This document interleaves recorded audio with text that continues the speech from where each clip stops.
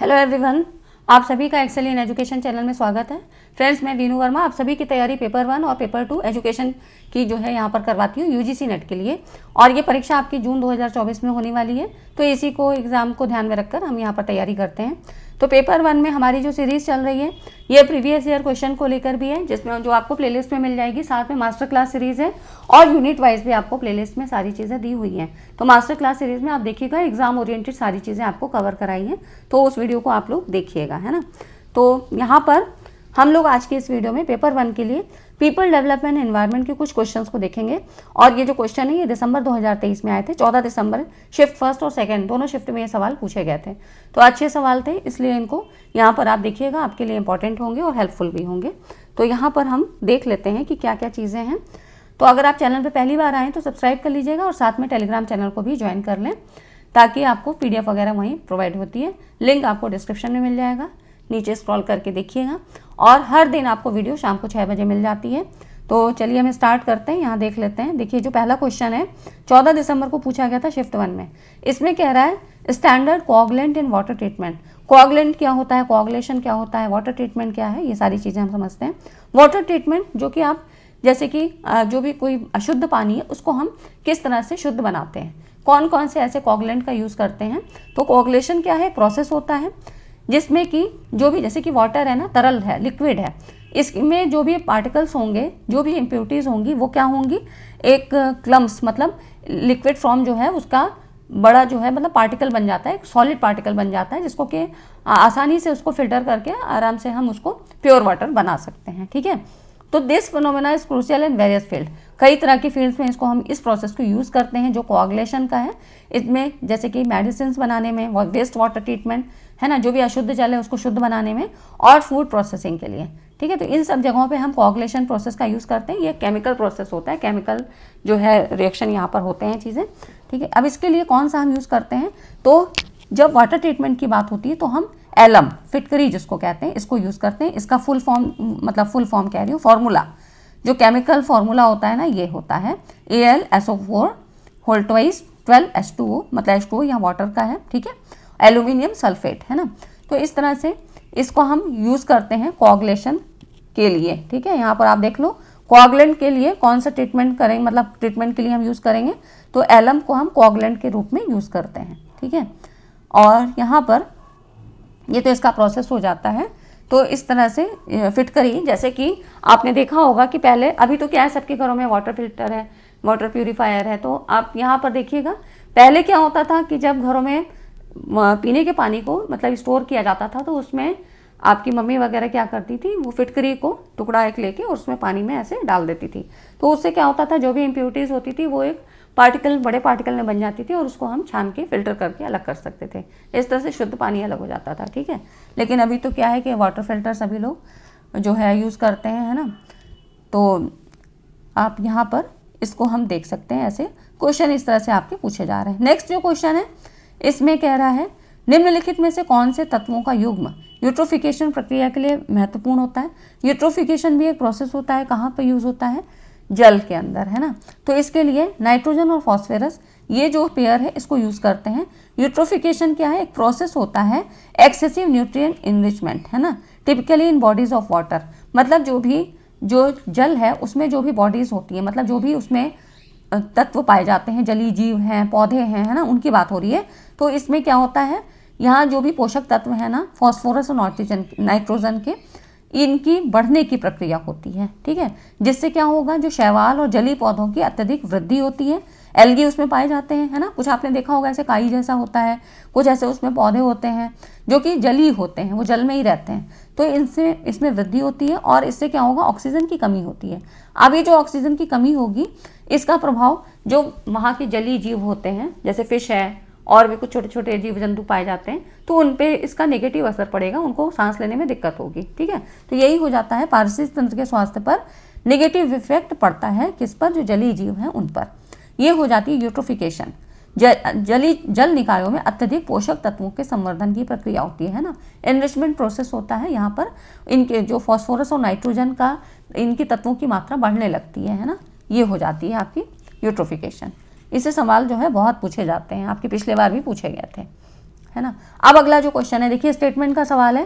पहला स्टेटमेंट कह रहा है photovoltaic cell produce alternating current, तो ये गलत है ना।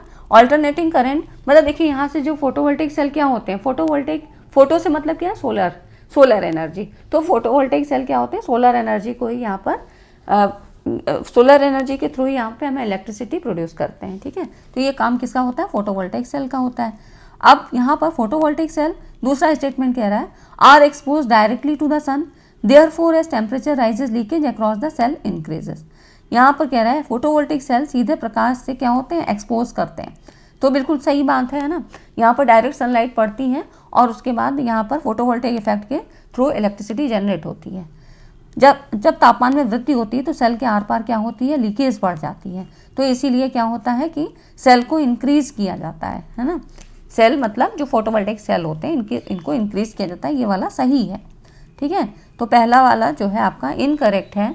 और दूसरा, तो यहाँ पर जो फोटोवोल्टेइक सेल है ना, ये जनरेट करते हैं डीसी इलेक्ट्रिसिटी, और इस डीसी को क्या करते हैं हम, कन्वर्ट कर देते हैं एसी में किसी इन्वर्टर के थ्रू। और जो आपके घरों में अप्लायंसेस यूज़ होते हैं वहाँ पर भी एसी का ही यूज़ करते हैं। ऑल्टरनेटिंग करंट क्या होती है, इस तरह की, जो कि फेज मतलब अपना डायरेक्शन चेंज करती है। यहाँ पर पॉजिटिव है, यहाँ पर नेगेटिव चली जा रही है, ठीक है। तो ये एसी होती है ऑल्टरनेटिंग करंट, जो हम घरों में यूज़ करते हैं, ठीक है। डायरेक्ट डीसी क्या होती है, डायरेक्ट, है ना। तो ये चीज़ हम यहाँ पर समझ सकते हैं कि क्या है।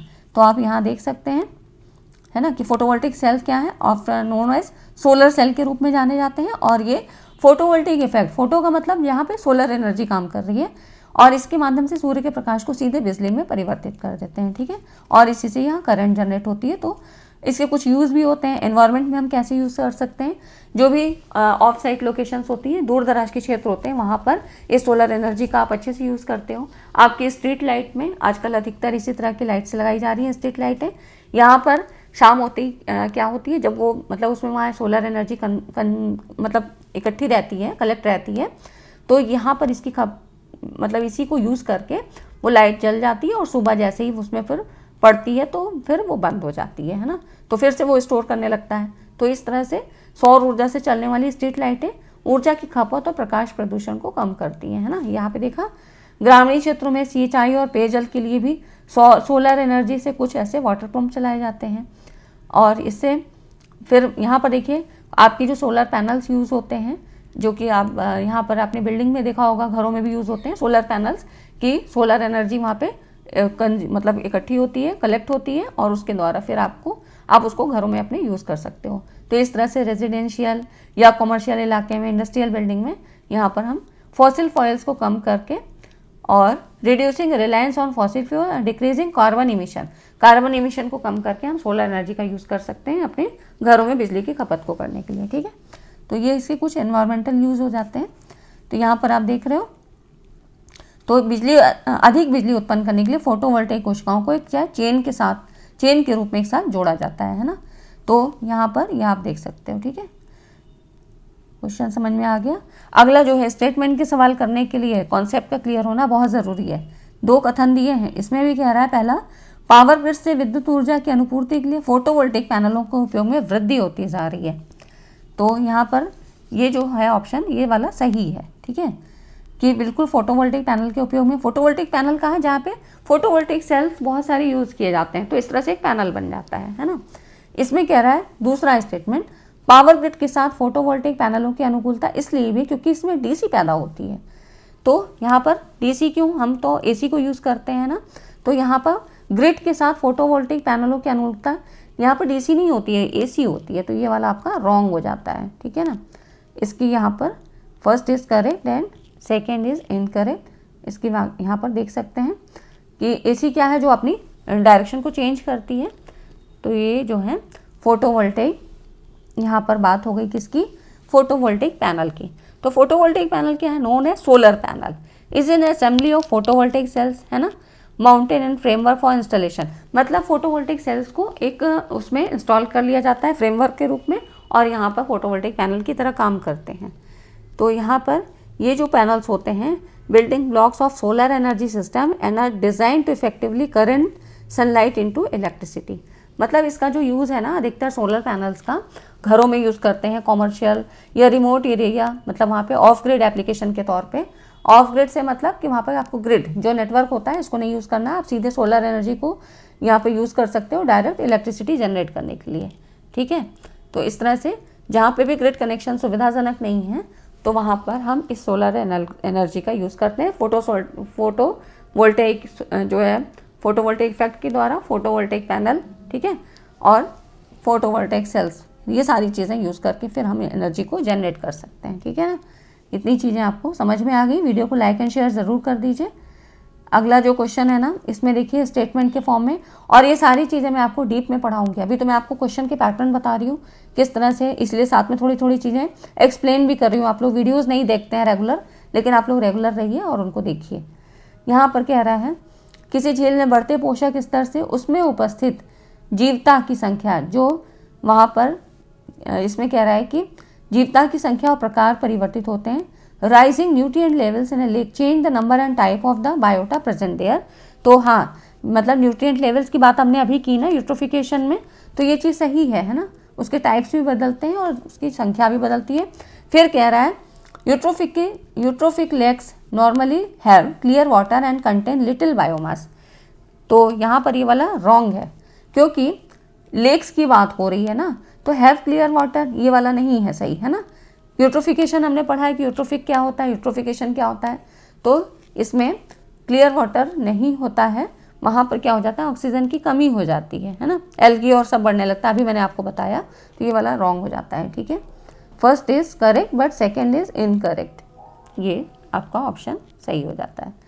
तो इसके बाद आप यहाँ, अब अगला जो क्वेश्चन है ना, इसमें कह रहा है एयर पोल्यूशन की बात हो रही है, और इसको तो बहुत अच्छे से पढ़िएगा।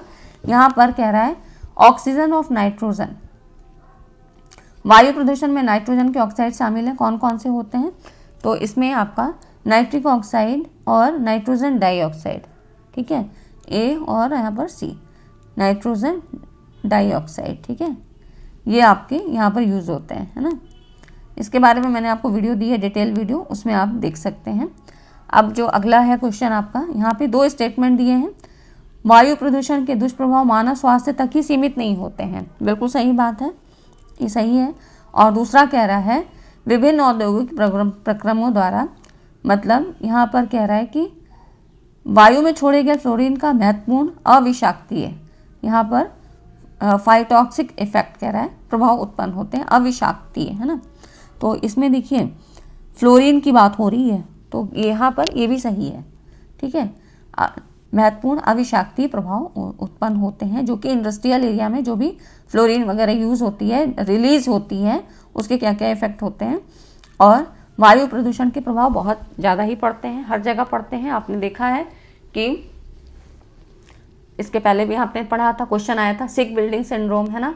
तो वहाँ पर भी क्या होती है, एयर पार्टिकल्स ही काम आते हैं वहाँ पर भी इस सिंड्रोम को करने के लिए। और आपके ह्यूमन हेल्थ में तो होता ही है, इसके अलावा भी आपका पोल्यूशन होता है ना, बहुत सारी चीज़ें होती हैं। तो एयर पोल्यूशन के द्वारा काफ़ी चीज़ें होती हैं, है ना। और आपकी जो है यहाँ पर इसमें कह रहा है फ्लोरीन के, तो फ्लोरीन के क्या होते हैं इफेक्ट, देखिए फ्लोरीन क्या है, हाईली रिएक्टिव कंपाउंड जो है होती है, मतलब ये हाईली रिएक्टिव होती है, तो ये कंपाउंड बना लेती है एयर के साथ।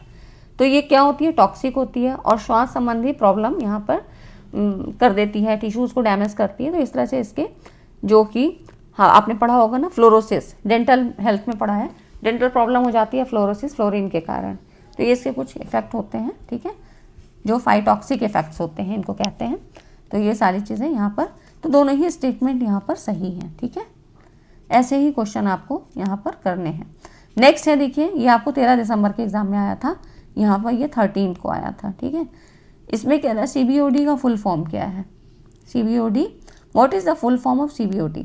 तो ये होता है carbonaceous biochemical oxygen demand. CBOD और BOD बहुत सवाल यहाँ से बनते हैं, इसका हम लोग पूरा एक चैप्टर यहाँ पर पढ़ेंगे पूरा डिटेल में। तो इसमें अभी आप देख लीजिए CBOD क्या है, full form carbonaceous biochemical oxygen demand.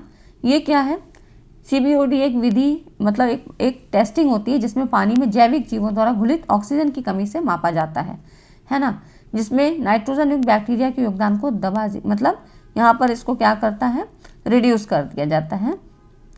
Contribution of nitrogen is bacteria suppressed, मतलब इसको कम कर दिया जाता है। और इस तरह से क्या एक पैरामीटर है जिसका व्यापक रूप से अपशिष्ट जल से प्रदूषण हटाने के संकेत के रूप में, मतलब is widely use an indication of pollutant removal from waste water, ठीक है, पॉल्यूटेंट की तरह से। तो CBOD क्या है, कार्बोनेशियस बायोकेमिकल ऑक्सीजन डिमांड, एक ये प्रोसेस होती है, ठीक है। तो जिसमें कि हम ऑक्सीजन की जो जैविक जीवों द्वारा घुलित ऑक्सीजन की कमी से इसमें मापा जाता है कि किस तरह से कितना प्योर है कितना इम्प्योर है, ठीक है। तो इसके बारे में हम सारी चीज़ें डिटेल में मैं आपको वीडियो दूंगी जिसमें आपको फोटोवोल्टेइक इफेक्ट, आपको CBOD, BOD, ये सारी चीज़ें आपको एक साथ बताऊंगी, ठीक है, क्योंकि ये क्वेश्चन यहाँ से बार बार बन रहे हैं, आगे भी बनेंगे, तो कॉन्सेप्ट का समझना ज़रूरी होता है, ठीक है। आज की वीडियो में बस इतना ही हम करते हैं, क्योंकि मुझे आपको क्वेश्चन के पैटर्न को बताना है और साथ में हम यहाँ एक्सप्लेन तो कर ही लेते हैं, लेकिन थोड़ा सा डिटेल में पढ़ेंगे क्योंकि इनसे क्वेश्चन आपके बार बार बन रहे हैं, ठीक है फ्रेंड्स। तो आज की वीडियो में इतना ही, मिलते हैं अगली वीडियो में। और वीडियो अच्छी लगी तो वीडियो को लाइक एंड शेयर करें। लाइक करने वालों की संख्या तो बहुत ही कम है। क्या आपको नहीं लगता है कि मुझे भी मतलब मोटिवेशन मिलना चाहिए, है ना? तो वीडियो को लाइक एंड शेयर ज़रूर कर दिया करिए। और सारी चीज़ें मैं आपको ऐसे ही 1 बाय 1 कवर करवा दूंगी, क्योंकि अब ज़्यादा टाइम नहीं है आपके पास, तो आप लोग बिल्कुल भी परेशान ना हो, ठीक है। पेपर 1 और पेपर 2 हम सारी चीज़ें कवर करेंगे। अभी भी जितनी चीज़ें हैं आप प्लेलिस्ट में देख लीजिएगा, सारी चीज़ें मिल जाएंगी। और टेलीग्राम पे भी ये सारी वीडियोस मिल जाती हैं, साथ में नोट्स वगैरह PDF वहीं पे दी जाती हैं, ठीक है फ्रेंड्स। मिलते हैं अगली वीडियो में शाम को 6 बजे। तब तक चैनल पे बने रहिए, वीडियो को लाइक एंड शेयर करिए। Thanks for watching this video.